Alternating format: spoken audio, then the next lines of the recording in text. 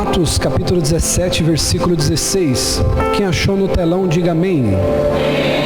Diz assim a leitura: enquanto esperava por eles em Atenas, Paulo ficou profundamente indignado ao ver que a cidade estava cheia de ídolos. Por isso discutia na sinagoga com os judeus e com os gregos tementes a Deus, bem como na praça principal todos os dias, com aqueles que por ali se encontravam. Verso 18. Alguns filósofos epicureus e estoicos começaram a discutir com ele. Alguns perguntavam: o que está tentando dizer esse tagarela? Outros diziam: parece que ele está anunciando deuses estrangeiros, pois Paulo estava pregando as boas novas a respeito de e da ressurreição. Então o levaram para uma reunião do Areópago, aonde lhe perguntaram: podemos saber que novo ensino é esse que você está anunciando? Você está nos apresentando algumas ideias estranhas e queremos saber o que elas significam. Todos os atenienses e estrangeiros que ali viviam não cuidavam de outra coisa senão falar e ouvir das últimas. Ou seja, eram fofoqueiros.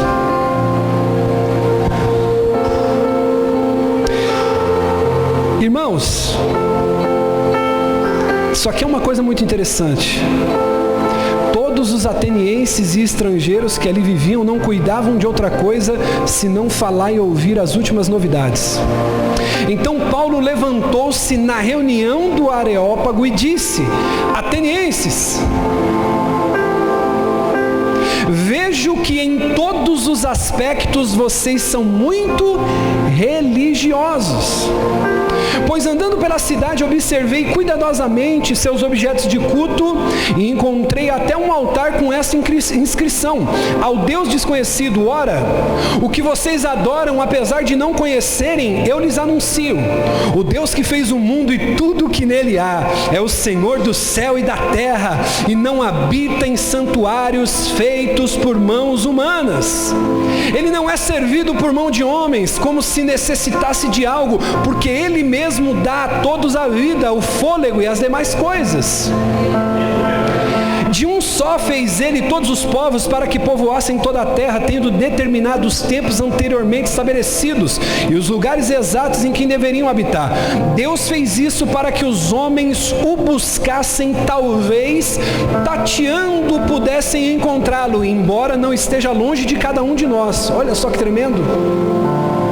Pois nele vivemos, nos movemos e existimos. Diga aleluia!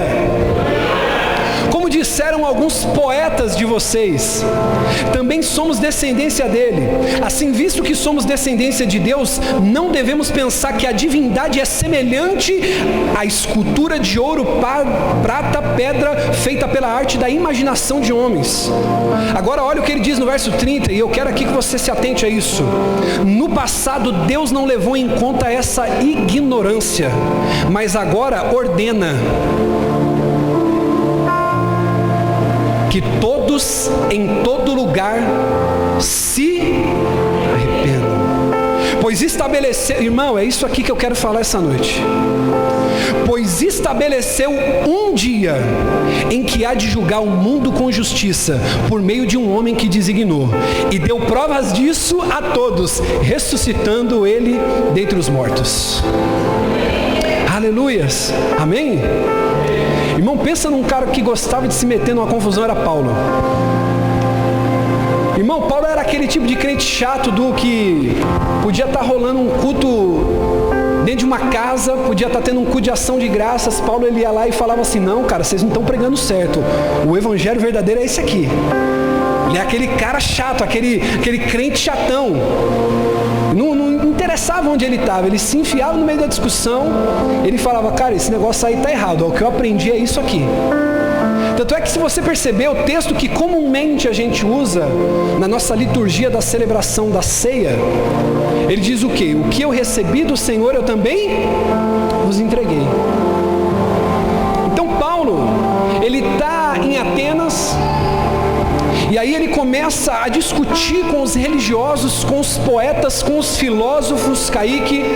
Ele começa a discorrer sobre o Evangelho. E aí então ele observa os detalhes da cidade dos atenienses. E ele então é levado a uma reunião, porque ele estava sendo chacotado como um tagarela. As pessoas diziam: cara, esse cara fala demais. Esse cara aí, ele está trazendo uma nova doutrina para dentro do nosso país. Então aqueles homens que amavam a retórica, eles amavam os discursos prolongados, eles amavam a poesia, eles amavam esse tipo de coisa. Eles fazem então uma reunião e chamam Paulo para que Paulo pudesse pregar e explicar melhor a respeito daquela religião que ele estava dizendo. E aí ele vai dizer no texto, ele fala: olha, eu passei e percebi que vocês são muito religiosos, porque eu vi que aqui tem um tipo de Deus para cada coisa. Porém eu percebi que tinha um título em algum lugar dizendo: ao Deus desconhecido. Então ele vai dizer o seguinte: a esse Deus que vocês não conhecem, mas o adoram, que eu quero pregar. E ele diz aqui algo interessante, no versículo 30. No passado Deus não levou em conta a ignorância de vocês, só que agora o reino é chegado. Então, qual que é o grande mandamento, a grande ordenança do Evangelho? Irmão, qualquer pregação que você ouvir, me desculpe dizer isso, mas quem é filho, quem é da casa, quem congrega conosco sabe e conhece a minha concepção a respeito de pregação e do Evangelho. Qualquer pregação que você ouça, que não convirja você para o arrependimento e que Cristo não seja o centro da mensagem, não é digna de ser aceita. E Paulo vai dizer: no passado Deus não levou em conta, ou seja, tudo que aconteceu de lá até aqui, Deus ele não quer saber, ele não leva em conta. O que vai contar é a partir daqui para frente. E qual que é a ordem de Deus? Ele ordena que todos, em todos os lugares, se arrependam. E é sobre isso que eu quero falar, querido, nessa noite, sobre o arrependimento. Por quê? É muito importante nós entendermos isso. Por quê, bispo? Porque o versículo 31 diz que Deus estabeleceu um dia para julgar o mundo com justiça. E por isso que eu costumo dizer que a nossa preocupação, ela não pode ser com o diabo. O nosso problema não é o diabo. O nosso problema é Deus, porque quem vai sentar num trono para julgar as nações não é o diabo, é Deus. E como que nós vamos apresentar a nossa vida diante dele? Talvez você está aqui porque você está visitando para prestigiar um parente seu que hoje vai subir um degrau na carreira do ministério. Talvez você está aqui hoje porque você congrega, porque você está visitando, ou por algum motivo você está aqui, eu não sei qual seja ele. Mas a grande verdade é, querido, que como está a sua vida para apresentá-la diante de Deus no grande dia. Então você não precisa se preocupar com o diabo, porque ele está trabalhando para tentar te ferir, para tentar te machucar. Mas quem você tem que se preocupar é quem você vai prestar contas naquele grande dia. E aí Paulo vai dizer, ele estabeleceu um dia para julgar o mundo com justiça, por meio de quem designou. Então, irmão, o Senhor, ele nos chama ao arrependimento. E não existe um culto mais específico para falar sobre o tema como esse culto de ceia. Deixa eu dizer algo para você, querido. Todo final de ano eu atendo os pastores, converso com os pastores, pastor Diego, e é sempre a mesma coisa e a mesma conversa, pastor Márcio. Porque chega final de ano, a igreja dispersa. Chega final de ano, o povo fica doido, quer gastar, quer comprar, quer parcelar, é dívida, é 13º, é um Deus nos acuda. Eu vejo, acompanho alguns irmãos da igreja, alguns filhos, algumas ovelhas, e a gente postando foto do Braz, outra foto da 25, e é um balacobaco, é uma confusão, é um Deus nos acuda, e o povo parece que vive como se não fosse ter amanhã. E tem gente que ainda lança umas perguntas interessantes, tais como uma foto que você não consegue ver nada, só cabeça e gente. Aonde está a crise? A gente fica se perguntando, na verdade, fala-se tanto de crise, Mas parece que chega final de ano, não tem. E aí, querido, você precisa vir para cá, para que você possa parar e refletir como que tem andado a sua vida, como que tem sido a sua caminhada. Deus, Ele nos chama para o arrependimento. Ele ordenou, diga comigo, Ele ordenou. Ele não pediu sua opinião. Ele disse, eu determino e ordeno que todos, em todos os lugares, se arrependam. O Evangelho trata disso, de arrependimento. E a gente precisa, querido, refletir sobre 4 perguntas. É simples isso que eu quero fazer nessa noite. 4 perguntas que a gente deve pensar a respeito delas, sobre o arrependimento. Eu quero convidar você, querido, a me dar de presente a sua atenção. Não deixe nada roubar agora você nesse momento. Você que é mãe, às vezes a criança vai querer te atrapalhar para roubar a tua atenção. Você que é pai, fique tranquilo, nós temos a salinha das crianças lá atrás. Nós temos obreiro, não se levante. Teve uma pessoa que no culto passado perdeu uma palavra profética porque saiu para ir no banheiro, saiu para fazer alguma coisa. Se você quiser, chame um obreiro, ele te leva uma água. Mas não saia, por quê? Porque eu tenho certeza que se você abrir o teu coração, essa palavra ela vai penetrar e ela vai trazer um tempo novo sobre a sua vida. Amém? Então eu quero refletir com você em cima disso que nós lemos. Deus determinou que todos, em todos os lugares, se arrependam. Então se Ele determinou, porque isso é algo importante para a sua vida e para a minha vida. Então o primeiro aspecto que eu quero refletir com você é: o que é o arrependimento? O arrependimento, na tradução, querido, da palavra grega, é metanoia, que significa mudança de mente ou mudança no pensamento. Só que essa palavra grega, ela tem um reforço no Novo Testamento, e ela é fortemente influenciada pela palavra hebraica, que traz uma tradução que quer dizer chamar de volta. Então tem muitas pessoas que quando se fala de arrependimento, eles falam metanoia, que é mudança de mente, mas a ênfase do texto na palavra hebraica traz a ideia do quê? De volta, diga comigo, de volta. A palavra do Senhor diz em 2 Reis, capítulo 17, versículo 13, o seguinte: o Senhor advertiu a Israel e Judá, por intermédio de todos os profetas e de todos os videntes, dizendo: voltai-vos dos vossos maus caminhos e guardai os meus mandamentos e estatutos, segundo toda a lei que prescrevi aos vossos pais e que vos enviei por intermédio dos servos, os profetas. Então a ideia aqui, querido, não é simplesmente você mudar o pensamento, mudar a mente, mas é você voltar a práticas e comportamentos rudimentares. Quem me ouve e entende, diga amém. Então essa é uma das primeiras definições que a gente pode trazer para a gente refletir sobre o que é o arrependimento. Então não é simplesmente mudar de mentalidade: eu estou indo para a direita, agora eu estou mudando e eu vou para a esquerda. Não, é muito mais do que isso. No Novo Testamento ele está querendo dizer: nós precisamos voltar a uma essência. Você lembra da igreja de Apocalipse, que ele diz assim: tenho contra ti, porém, que abandonaste o primeiro amor. Volte à prática, olha só, trazendo novamente, volte à prática das primeiras obras. Então essa palavra arrependimento, ela quer te trazer de volta. Sabe o que o arrependimento quer fazer, querido? O arrependimento, ele quer te trazer desse mundo de ilusão que você está vivendo. Jesus é perito em desiludir as pessoas, porque quando Ele te desilude, Ele te tira da ilusão que você está vivendo. Aleluia. Então o que é o arrependimento? É te trazer de volta. Ele está te trazendo de volta. Ele fala: calma aí, vem para cá. A segunda característica sobre o que é o arrependimento é o reconhecimento voluntário do pecado e das necessidades do perdão de Deus. Ou seja, você reconhece de maneira voluntária. Salmo 51, versículo 3. Olha o que Davi vai dizer depois de ter consumado o adultério com Batseba: pois eu mesmo reconheço as minhas transgressões, e o meu pecado sempre me persegue.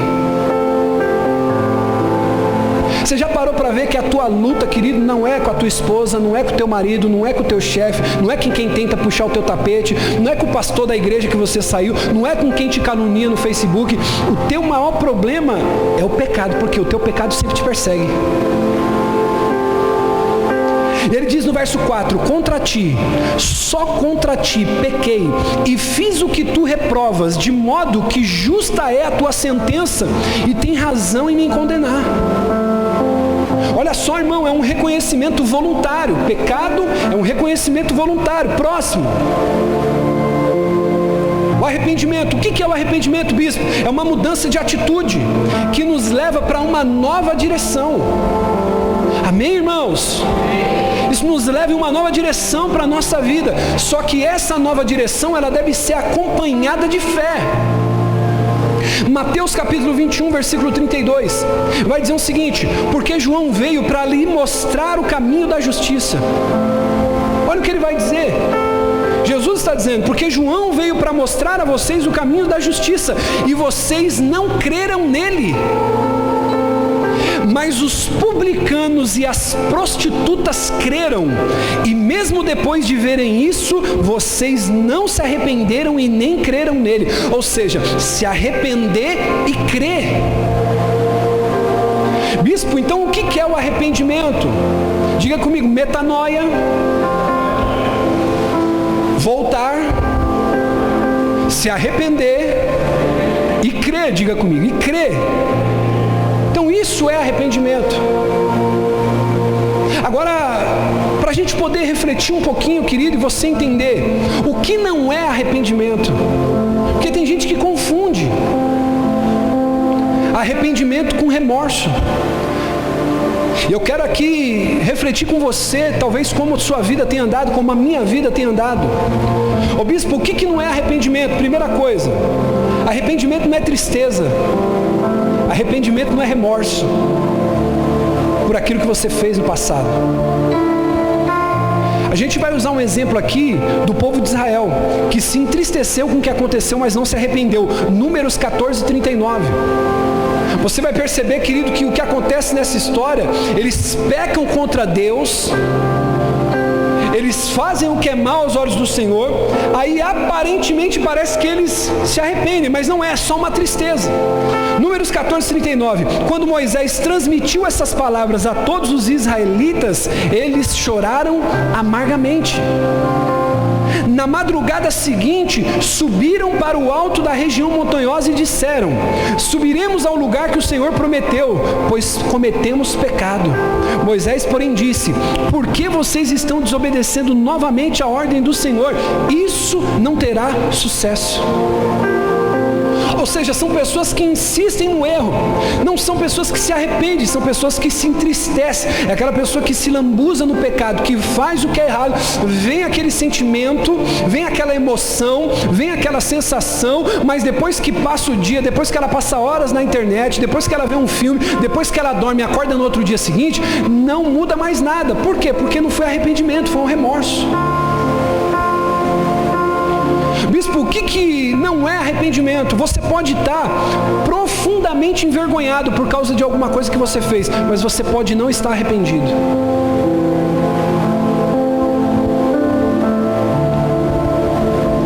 Posso falar isso aqui? Talvez você, querido, foi pego roubando alguma vez numa empresa que você trabalha. Só que no ato de ser pego roubando, pastor Diego, a pessoa fica extremamente envergonhada porque foi pega roubando, mas ela não se arrepende do fato do que fez. Quem está me entendendo? Então tem uma diferença muito grande em você se sentir envergonhado porque descobriram o teu pecado e você ficar arrependido pelo pecado que você cometeu. Está dando microfonia aqui, filho, tira um pouquinho do agudo.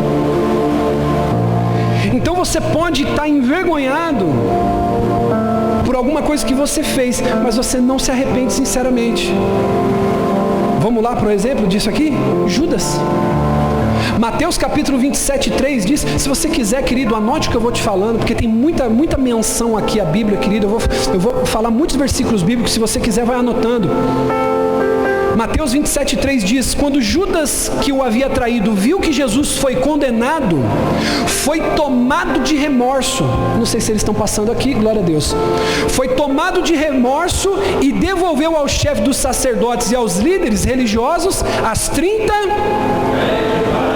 e disse: pequei, pois eu traí sangue inocente. E eles retrucaram: do que nos importa? A responsabilidade é sua. Então Judas jogou o dinheiro dentro do templo, saiu e se enforcou. Ou seja, por que Judas fez o que fez? Ele não acreditou no arrependimento, ele acreditou na vergonha.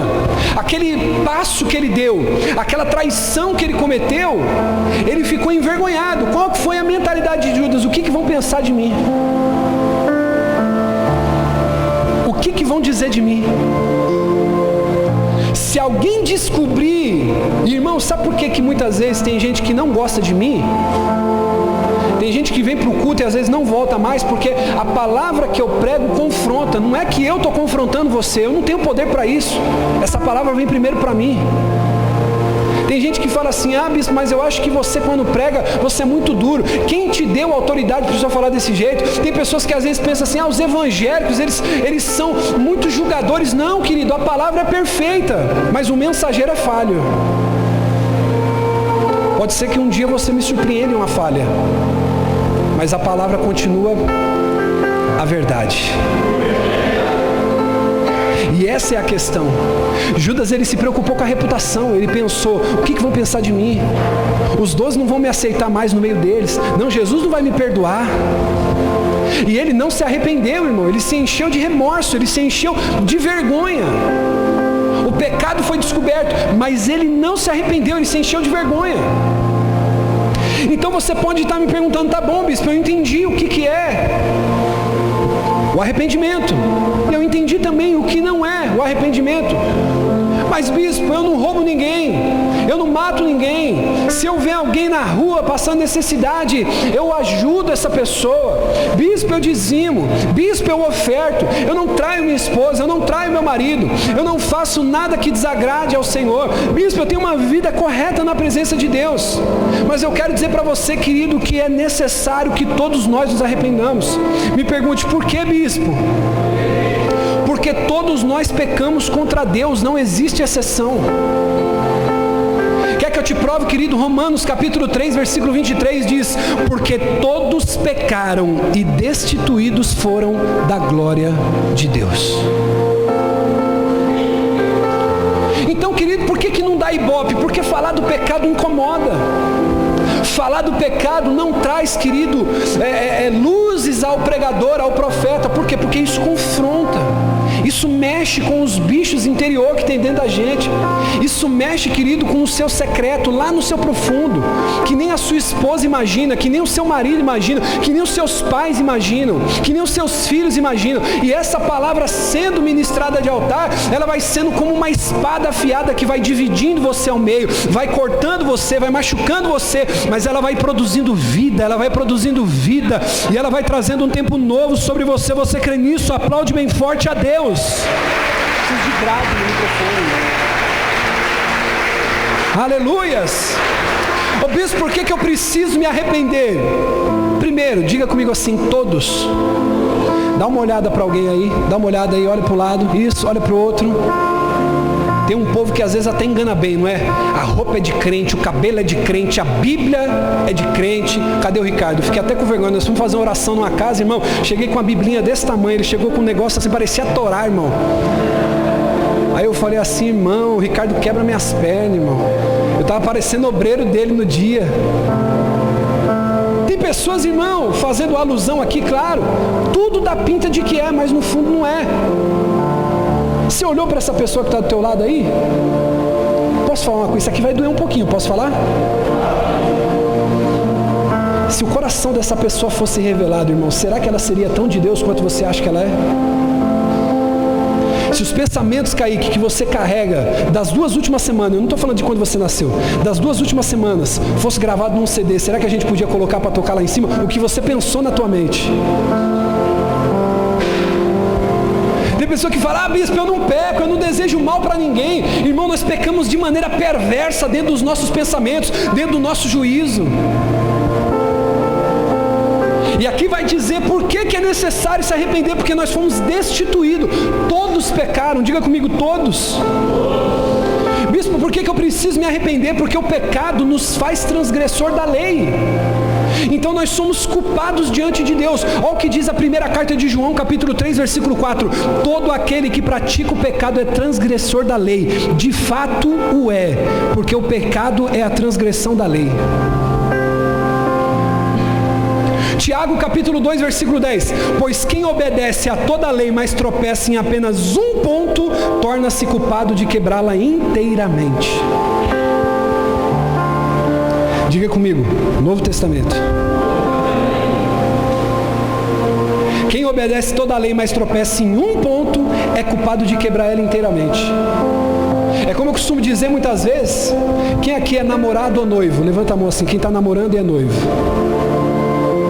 Glória. Quem é casado? Que bênção, irmão. Muito bom ver que a maioria é casada. Deixa eu te dizer uma coisa, querido. Quem aceitaria um casamento desse? Seu marido... Vamos profetizar aqui? Vamos aproveitar para profetizar isso aqui sobre a sua vida? Seu marido diz para você assim: meu amor, a partir de hoje você não precisa trabalhar, as contas todinhas são minhas. Diga aleluia. Amém, irmã? Vai recebendo aí. Fala assim, ó, a partir de hoje eu vou te dar um cartão, você vai ter um limite aí de 2.000 para você gastar com suas coisas, com suas besteiras, seus cremes. Amém? Ô irmã, é benção ou não é? Deixa Deus trabalhar no coração do vaso enquanto eu prego aí, ó. 2.000, pra você comprar suas besteiras. As contas de casa, ele vai pagar tudo para você, amém? Uma vez ou outra ele vai te trazer um vestido diferente, um escarpão diferente. Amém? A cada 2 meses pode ser que ele te traga uma maquiagem da Mary Kay diferente. É bênção ou não é? Deixa eu dizer uma coisa para você. Um marido fiel que faça tudo isso. Amém? Vai dizendo aí, amém? Que cozinhe. Vai dizendo aí, amém? Irmã, paga todas as contas, te dá um cartão abençoado, amém? Te dá uma maquiagem de vez em quando, amém? Te traz um vestido lindo e fala, bota que hoje nós vamos sair para jantar. É bênção ou não é, meu irmão? Sim ou não, minha irmã? Um marido que cozinha dentro de casa, um marido que lave as roupas, te ajude a lavar a louça, que faça tudo isso. Quem quer um marido desse aqui?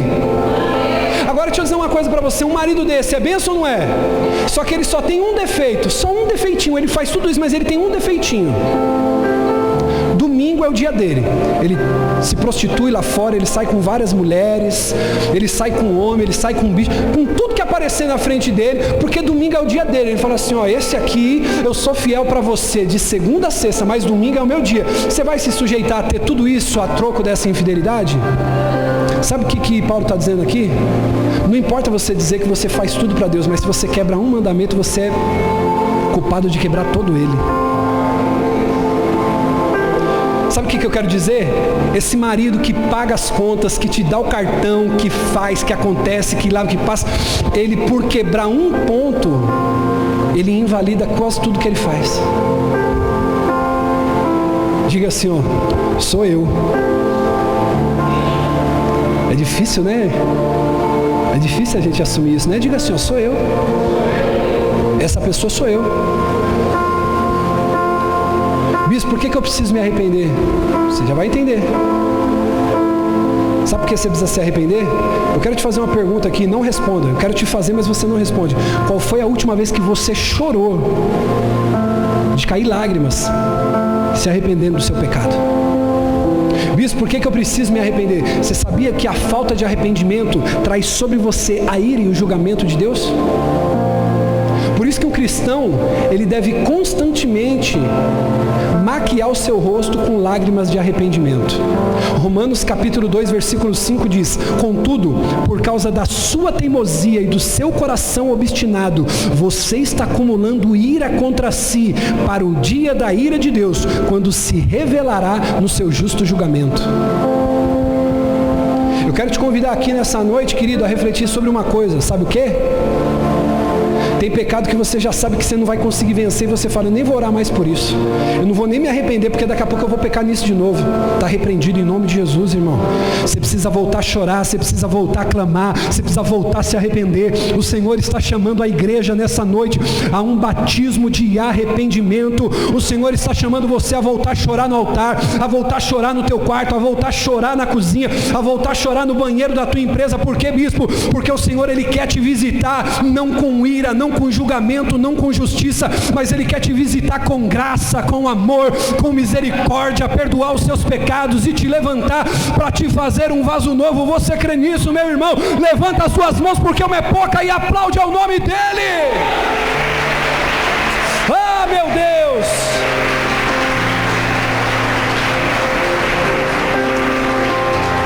A pessoa, ela vai ficando com a consciência cauterizada. Você sabe o que é cauterizado?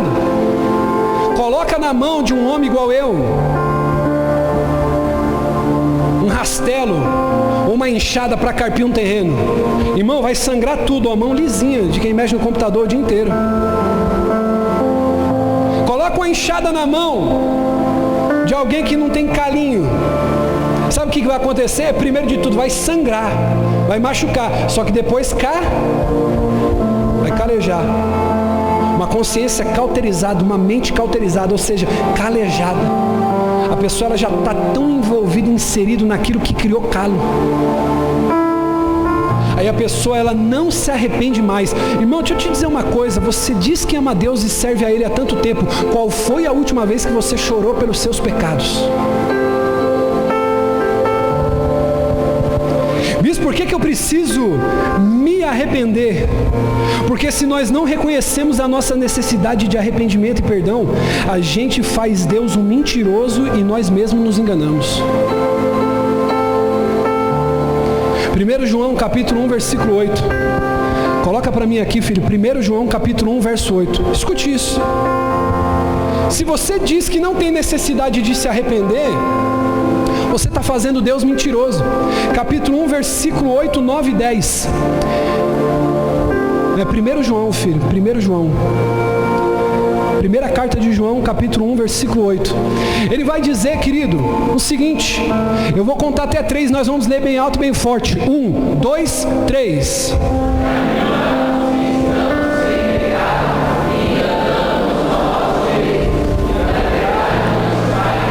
9.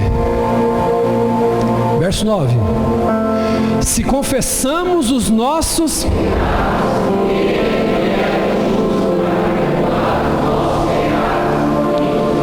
10.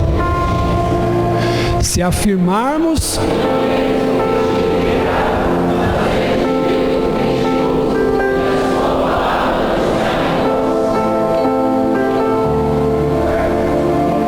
então, por mais que você venha para a igreja, querido, escute isso, por mais que você venha para cá e se ofenda com o que eu estou pregando, eu não estou aqui para ser seu amigo, eu estou aqui para ser um arauto de Deus, eu estou aqui para ser um atalaia de Cristo, eu estou aqui para dizer o seguinte para você: olha, por esse caminho é precipício, vai por outro. Bispo, por que eu preciso me arrepender? Porque se você não se arrepender, você vai estar querendo dizer na cara de Deus que Ele é mentiroso. Bispo, por que eu preciso me arrepender? Vamos lá, porque é um mandamento explícito de Deus para todos os pecadores. Atos dos Apóstolos, capítulo 17, versículo 30. No passado, Deus não levou em conta essa ignorância, mas agora ordena em todos os lugares que as pessoas se arrependam. Diga comigo, é um mandamento. Bispo, por que eu tenho que me arrepender? Porque essa é a vontade de Deus, dirigida a você, diga comigo, com amor e misericórdia. A segunda carta de Pedro, capítulo 3, versículo 9, vai dizer o seguinte: o Senhor não demora em cumprir a sua promessa, como julgam alguns. Pelo contrário, Ele é paciente com vocês, não querendo que ninguém pereça, mas que todos cheguem ao arrependimento. Então, queridos, olha só o que Paulo estava querendo propor para aqueles camaradas que viviam segundo uma religião de obras. evangelho, querido, que é anunciado para você nessa noite é um evangelho que não se trata das suas obras, se trata da sua fé. Só que você não pode ter fé genuína se você não se arrepender primeiro. Porque a fé, como eu estava aqui falando, querido, há uns dias atrás para alguns discípulos, a fé não é para você conquistar, a fé é para você se relacionar. A fé não serve para você conquistar uma porta de emprego, para você conquistar uma bênção material. Não, a fé ela serve para que você acredite que você pode se relacionar com Deus, que mesmo você sendo falho e pecador, Ele te absolve dos seus pecados e te faz filho de Deus. Ô bispo, por que o senhor está pregando isso? Reflita comigo, por gentileza, e nós já vamos encerrar. Nós estamos, querido, no dia 8 de dezembro de 2019. E a pergunta que eu quero fazer para você: se o Senhor pedir contas da tua alma, como está a sua vida diante de Deus? Posso dizer uma coisa para você? Como é que está a minha vida? Tranquilamente serei salvo. Tranquilamente eu subirei. Bispo, o que o senhor está dizendo? Tranquilamente subirei. Me pergunte, como o senhor tem certeza? Porque essa salvação não depende de mim que sou falho, depende da graça dele. E eu entendi que o caminho para eu subir não é mérito, não é obra, não é o quanto eu prego, não é o quanto eu leio, mas é o quanto eu me arrependo na presença dele e recebo o perdão dos meus pecados. Aleluias! Agora, sabe por que tem gente que tem dúvida da salvação? Porque não chora tanto na presença dele, porque não se arrepende diante dele, e aí vem a condenação. Mas eu quero dizer para você, querido, que hoje esse culto é uma conclamação, diga comigo, conclamação ao arrependimento. Ô bispo, mas se eu fizer isso, o que vai acontecer na minha vida? Escute isso. Você quer saber qual que é o resultado do arrependimento? Primeiro, a partir do momento que você se arrepende, Deus te perdoa imediatamente. E você começa a viver comunhão com Ele. Marcos capítulo 1, versículo 4. Assim surgiu João Batista, batizando no deserto e pregando um batismo de arrependimento para o perdão dos pecados. Atos dos Apóstolos 3,19. Arrependam-se, pois, e voltem-se para Deus, para que os seus pecados sejam cancelados. Então, querido, o primeiro fruto do arrependimento é o perdão de Deus. Você sabe o que é uma loucura? É achar que Deus vai perdoar quem não se arrependeu. Talvez você está com coisas dentro de você. Posso falar isso aqui, sim ou não? Talvez você se vingou de alguém, essa vingança machucou, feriu alguém que um dia te fez mal, e você não se arrepende da vingança que você fez. Deus não pode perdoar um pecado que você não se arrepende.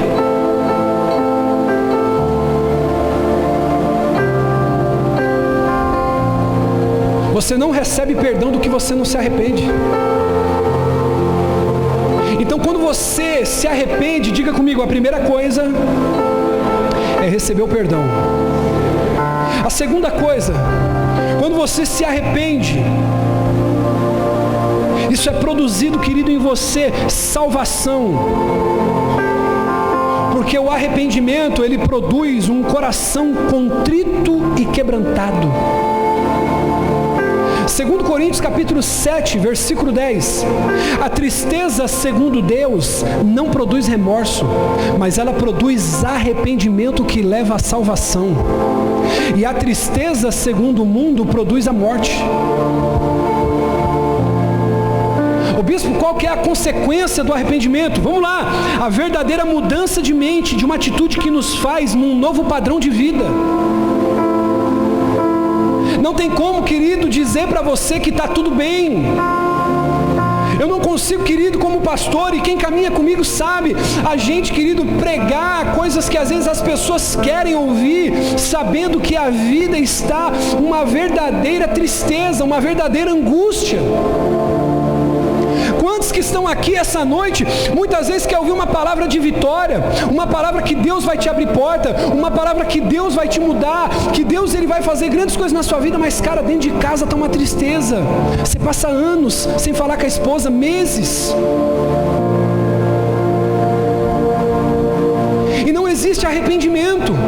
Existe só um desejo de conquista desenfreado dia após dia. Você quer se livrar dos seus problemas, você quer uma nova porta de emprego, você quer um carro novo, uma casa nova, você quer se formar, você quer conquistar. Mas deixa eu dizer uma coisa para você, querido, e tudo isso vai acontecendo e a tua família vai se destruindo. Às vezes você está aqui e eu não quero te condenar por isso, mas pode estar no segundo casamento, no terceiro casamento, no quarto casamento, e buscando desenfreadamente as coisas que Deus pode te oferecer e não se preocupa em ter uma vida melhor. Deixa eu dizer uma coisa para você. Talvez tem pessoas que estão aqui essa noite ouvindo essa pregação e dizendo: poxa, bispo, talvez fulano podia estar aqui. Não, querido, não é fulano, é você que tinha que estar aqui para se arrepender, para começar a viver um novo de Deus, e a sua casa será transformada, o teu trabalho será transformado, a tua família será transformada. Ah, bispo, mas lá vem o senhor falar de arrependimento. Eu posso falar uma coisa para você, sim ou não? Eu duvido que mais dinheiro dentro da tua casa evitaria os problemas que você vive hoje nela. Tem gente que fala assim: não, bispo, sabe o que é? Porque o problema é que está faltando dinheiro. Não, sabe o que é, bispo? O problema é que meu marido é um traste. Bate no seu peito e diga assim: o problema sou eu. O nosso orgulho. O problema é o nosso coração orgulhoso, soberbo, que sempre vê o erro no outro, sempre vê a culpa da crise no outro, sempre vê o problema que nós estamos passando no outro e nunca olhamos para nós. Então, quando você se arrepende, isso traz frutos, uma mudança de mente e um novo padrão mental sobre a sua vida. Mateus capítulo 3, versículo 8, ele diz assim, deem frutos que mostrem o seu arrependimento. Se arrepender é dar frutos, se arrepender é ter uma vida diferente. Atos dos Apóstolos 26, 20 diz: preguei em primeiro lugar aos que estavam em Damasco, depois aos que estavam em Jerusalém, depois em toda a Judéia, e também aos gentios, dizendo que se arrependesse e se voltassem para Deus, praticando obras que mostrassem o seu arrependimento. É igual, quem tem filho aqui sabe o que eu vou dizer. Quando o filho briga com um amiguinho, quando o filho briga com o irmão, aí o pai vai e pega na mão de um, pega na mão de outro, diz assim, se perdoa agora aí e faz as pazes. Sim ou não? Mas aquilo, irmão, é forçado. Aquilo não é verdadeiro, aquilo não é genuíno. O que Paulo está dizendo, que o verdadeiro sucesso do Evangelho é quando o Evangelho é anunciado, aquela pessoa ouve a mensagem da cruz, e aí ele vai dizer aos coríntios: olha, o verdadeiro sucesso de um pastor, o verdadeiro sucesso de um ministro, o verdadeiro sucesso de um homem que apregou o Evangelho está em aqueles que ouvem e se arrependem. Roubava, se converteu, não rouba mais, começa a trabalhar e ajuda o próximo. Mentia, não mente mais. Se prostituía, não se prostitui mais, porque é caracterizado frutos de arrependimento. Sabe quando eu boto fé para valer em um cara, em uma mulher? É quando a mulher diz assim: bispo, eu não sei o que aconteceu, esse cara começou a ler a Bíblia, começou a vir para a igreja, está outro homem. Esse cara começou a fazer alguma coisa, bispo, e por quê? Porque tem frutos. Então, irmão, deixa eu dizer uma coisa para você. Eu conheço casal que teve problema da mulher adulterar, do marido descobrir, se perdoarem e vivem bem até hoje. Eu conheço casos que um homem adulterou, a mulher perdoou, vivem bem até hoje. Eu conheço casos também que não houve perdão. Mas eu nunca vi um caso de uma mulher que é agredida pelo marido se perdoar e voltar a ficar bem. E às vezes, querido, tem pessoas que vêm pedir oração. Ô bispo, sabe o que acontece? É porque fulano de tal, ele bate na mãe. Esse camarada, ele tinha que vir numa reunião fechada aqui, pelo menos eu e mais uns 5 obreiros, irmão, para nós dar uma coça nele, para ele ver o que é bom. E aí, a tadinha da mãe, sem uma instrução, ela vai para a igreja todo dia orar. filho vai mudar. Aí a mulher está sendo abusada, está sendo machucada, está sendo agredida. E ela fala, não, eu vou orar. E aí o cara diz assim, não, eu nunca mais vou fazer isso. Quem aqui já ouviu casos assim? Porque ele não começa tirando um dente da mulher, ele começa dando um empurrão. Começa manipulando. Começa agredindo com palavras, depois vai piorando as escalas. E aí, minha filha, deixa eu dizer uma coisa para você. Arrependimento vem com frutos.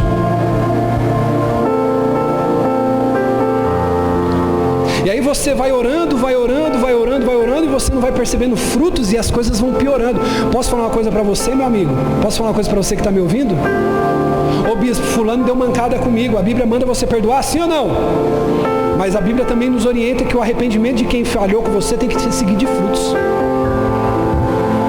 Então não seja tonto, não seja panaca da pessoa falhou com você, você fala, não, bispo, eu perdoei, tá tudo certo. Epa, calma aí, tá certo, mas vamos ver se tem fruto de arrependimento. Não tem fruto de arrependimento, não se arrependeu. É igual aquela pessoa que, mas só foi dessa vez. Quem conhece alguém? Só foi dessa vez. Irmão, eu lembro da história do Joãozinho. Quem lembra da história do Joãozinho e do lobo? Irmão, eu não estou tão velho assim. Vocês fazem isso, vocês acabam comigo, irmão. Minha mãe, ela me ensinou a história do Joãozinho para não mentir. Ela falou que era uma vez o Joãozinho, que ele cuidava das galinhas da família. E aí a mãe e o pai deixou ele lá cuidando das galinhas. E aí falou assim, Joãozinho, você tem que cuidar aqui. Se aparecer o lobo, você chama a gente pra gente vir proteger. Quem lembra dessa historinha aqui, irmão? Meia dúzia, estamos ficando velho, irmão. Meu Deus. Aí daqui a pouco o pai e a mãe saem. Aí Joãozinho, para querer tirar um barato, ele diz assim, mãe, o lobo. Aí os pais vêm para ver que era o lobo. Aí eles vão embora, porque viram que era brincadeira de Joãozinho. Aí daqui a pouco ele diz, mãe, o lobo. Aí ela vem a segunda vez. Aí ele cai na risada. Aí ele brinca uma terceira vez, olha o lobo. Aí os pais vêm de novo para ver se estava tudo bem. Aí diz, que menino mentiroso. Aí na quarta vez, irmão, quem que aparece? Você conhece a história, tá vendo? E aí ele grita, é o lobo, e ninguém aparece. E o lobo arrebata todas as galinhazinhas da família de João, tadinho. Então, querido, deixa eu dizer uma coisa para você. Às vezes as pessoas que você está convivendo estão assim com você. Você vai sofrendo, irmão. Às vezes a pessoa te pegou emprestado e não devolveu uma vez. A pessoa te pediu e não devolveu outra vez. E você está insistindo. A pessoa falhou com você uma vez, falhou com você duas. E aí ela fica naquela unção da Chiquinha. Quem conhece a unção da Chiquinha, irmão? Você conhece a unção da Chiquinha? Foi sem querer. E não muda. Diga comigo, frutos de arrependimento. Posso dizer uma coisa para você, irmão? Quanto tempo você está aqui nessa igreja congregando comigo? Quanto tempo você que está visitando congrega na igreja que você está? Deixa eu te fazer uma pergunta. Será que a sua vida é digna de apresentar frutos de arrependimento? Ô bispo, como que se caracteriza e evidenciam esses frutos? Irmão, quando eu vim do mundo, eu tinha um temperamento muito explosivo, muito agressivo. Eu carrego marcas dele ainda. Eu sou um cara temperamental, mas eu não sou desequilibrado como eu era. Diga comigo, fruto de arrependimento. Talvez você veja, querido, você era muito mentiroso. E aí, querido, você buscando a Deus, você tem frutos que evidenciam. Então Paulo vai dizer o quê? Que ele pregou para aquele povo que estava em Jerusalém para se voltarem a Deus, para praticar obras que mostrassem fruto de arrependimento. Então, querido, deixa eu dizer uma coisa para você. As suas obras não te salvarão. Vou repetir isso. Diga comigo assim, as minhas obras não me salvarão, mas as minhas obras evidenciam a minha salvação.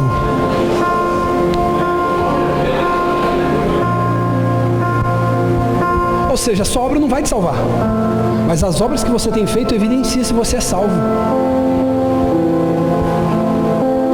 É que nem tem gente que fala hoje em dia, né, os desigrejados, não, eu assisto culto aqui de casa, bispo, para que ir para a igreja?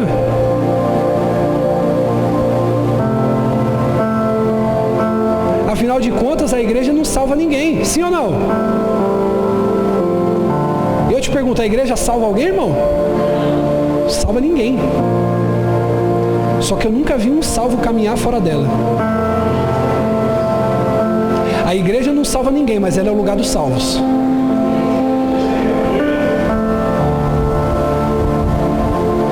Porque tem um ditado que diz assim: me diga com quem andas. Não, eu vou mudar. Vamos mudar esse ditado? Vamos repaginar? Afinal, nós somos a geração moderna. Me diga com quem anda e eu direi qual será o seu destino. A Bíblia diz que os filhos da luz não têm parte com os filhos das trevas. Bispo, por que eu preciso me arrepender? E quando eu me arrependo, o que isso faz na minha vida? Sabe uma das coisas mais lindas que você tem como prêmio do arrependimento? Como eu conversava com você, André, você vai entender agora o que você está vivendo. Um dos benefícios de se arrepender é que quando eu me arrependo, eu preparo o meu coração, diga, eu preparo o meu coração para receber o doce Espírito.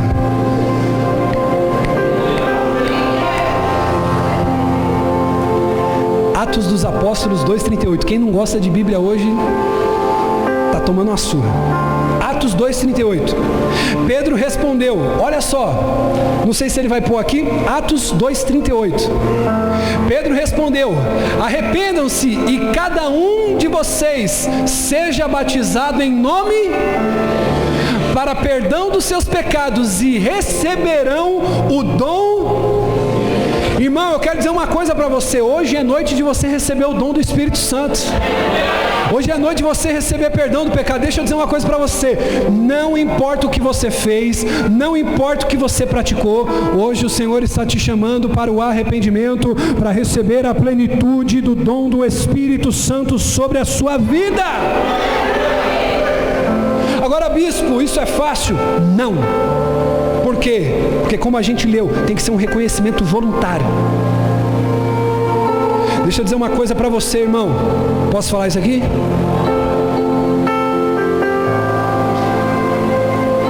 Tem gente que me diz assim, bispo, o que é uma pregação inspirada? E eu vou te dizer o que é uma pregação inspirada. Não é uma pregação que te impressiona quando você ouve. Eu não oro, querido, a Deus para pregar bonito para você. Uma pregação inspirada é uma pregação onde o Espírito Santo desce sobre quem ouve ela. E não há outro resultado senão o cumprimento daquilo que Jesus disse para qual o Espírito Santo viria. E qual é o cumprimento daquilo que Jesus disse que o Espírito Santo viria? E eu enviarei o Espírito para que convença o mundo do pecado, da justiça e do juízo. Uma pregação, querido, carregada de inspiração do Espírito, é uma pregação que convence aquele que a ouve. Eu quero convidar você, querido, nessa noite a refletir comigo. Se coloque de pé, por gentileza. Eu quero orar com você. Nós estamos prestes a participar da ceia do Senhor. Redobre sua atenção em mim, por gentileza.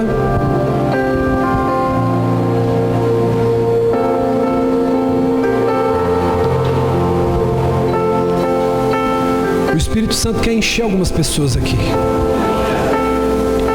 Ô bispo, e o que ele quer fazer depois que ele encher? Ele quer te dar dons. Posso falar uma coisa para você, irmão? Sabe de quem eu amo mais receber profecia? Daqueles irmãozinhos mais desprezadinhos, daqueles que ninguém dá moral. Porque é aqueles que menos se valorizam e dizem assim, Senhor, eu preciso me arrepender da tua presença. Agora, irmão, eu vou dizer uma coisa para você, profecia, revelação, daquela pessoa que nunca erra, que nunca cai, que nunca falha, daquela pessoa que nunca se arrepende, eu tenho cisma. Porque uma das evidências, querido, de que você está cheio do Espírito Santo, sabe qual que é? É que você está vazio de você mesmo. Eu vou repetir isso. Uma das evidências de que você está cheio do Espírito Santo é de que você está vazio de você mesmo. Eu quero convidar você, querido, tem pessoa que está aqui e precisa tanto desse culto, irmão. Esse culto ele vai ser um divisor de águas hoje na sua vida. O ano está acabando e olha para mim, redobre sua atenção. Posso dizer uma coisa para você? Olhe para mim, por favor. Não feche os olhos ainda não, olhe para mim.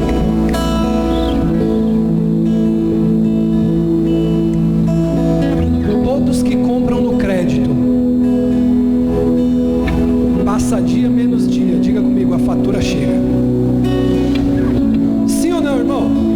Você já viu a administradora do seu cartão errar o endereço da tua casa? Não erra. Nunca chegou conta minha para um vizinho, irmão. Bate sempre na minha casa certinho, você fala. Pode dizer uma coisa para você? Sabe qual é o problema também do pecado? Uma hora a conta chega. E você não pode chegar no final desse ano estourando o limite. Eu quero te apresentar, querido, um homem nessa noite chamado Jesus de Nazaré. Ele está olhando para você e está dizendo o seguinte assim, ó, joga essa fatura na minha mão que eu vou pagar a conta. Ô bispo, mas eu traí, joga a fatura na mão dele que ele vai pagar a conta. Ô bispo, mas eu roubei, joga a fatura que ele vai pagar a conta. Ô bispo, mas eu mandei embora quem eu amava e agora está tudo acabado. Coloca a fatura na mão dele que ele vai pagar essa conta. Ô bispo, mas eu me esfriei na fé, eu não sinto mais nada. Hoje é noite de colocar a fatura na mão de Jesus e ele vai pagar a conta, vai pagar, vai pagar. Eu quero dizer para você, bispo, talvez você está sofrendo coisas aqui por causa de pecados, de coisas que você errou lá atrás. Ouça o que eu quero te dizer nessa noite, coloca a fatura na mão de Jesus que ele quer pagar essa conta.